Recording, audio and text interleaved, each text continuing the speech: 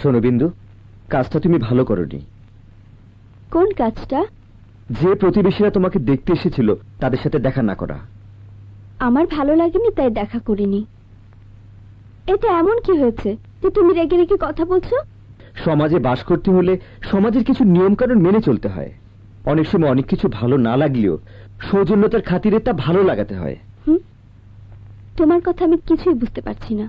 যতীন আমার বাল্যকালের বন্ধু, তার স্ত্রীও এসেছিল তোমার সঙ্গে দেখা করতে, তার সাথেও তুমি দেখা করনি। তোমার এই আচরণে ওরা ভীষণ কষ্ট পেয়েছে।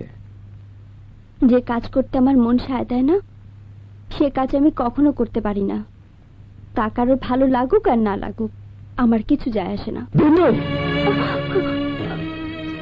আমি আমি আমার মনের উপর জোর খাটাতে পারি না। কি হয়েছে বিন্দু? বিন্দু কি হয়েছে? বিন্দু, বৌদি, বৌদি, শিগগির এসো।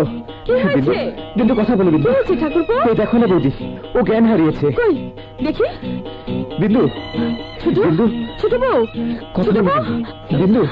এই ভৈরব, ভৈরব, এই কদম, শিগগির এক বাটি জল নিয়ে আয়। বিন্দু, আন জলদি। আনছি দিদি। কথা বলছে না। বিন্দু, বিন্দু, এই নাও দিদি। বিন্দু, হ্যাঁ বিন্দু, বিন্দু কথা বলো।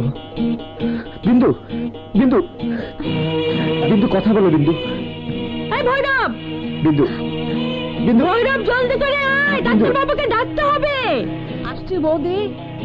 আগে বৌদি, শিগগির যা, ডাক্তার বাবুকে নিয়ে আয়, বলবি ছোট বউ জ্ঞান হারিয়েছে। যা জলদি। আচ্ছা আচ্ছা আচ্ছা। বিন্দু, বিন্দু, বৌদি, টাকাটাই কি দাদার বড় হলো? দুদিন সবুর করলে আমিও তো রোজগার করে দিতে পারতাম। এমন একটা বউ আনলে যে সংসারে শান্তি চলে যেতে বসেছে। কথা নেই, বার্তা নেই, একটা কিছু হলেই মূর্ছা যায়। কি হয়েছে রে মাধু? তুমি টাকা পেয়ে মাধবের জন্য বউ আনলে, এখন ছোট বউয়ের কাণ্ড কারখানা মাধবের ভালো লাগছে না। দেখো দেখি কি বলে। আরে টাকাটা তো আমি চেয়ে আনিনি, ওর শ্বশুর মশাই খুশি হয়ে জোর করে দিয়ে দিলেন। তোমরা শোনো, আমার একটুও ভুল হয়নি।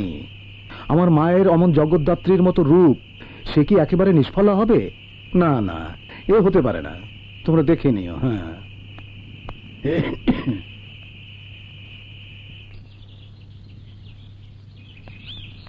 কি যাদব, এত দেখে শুনে মাধবের জন্য বউ আনলে, এখন শুনলাম বউ নাকি খুব অহংকারী, সেই সাথে তার ফিটের ব্যামো আছে। আরে না না, তেমন কিছু নয়। মা আমার শহরে বড় হয়েছে, হঠাৎ করে গ্রামের পরিবেশের সাথে নিজেকে মানিয়ে নিতে পারছে না, তাই ও কদিনের মধ্যে ঠিক হয়ে যাবে। ও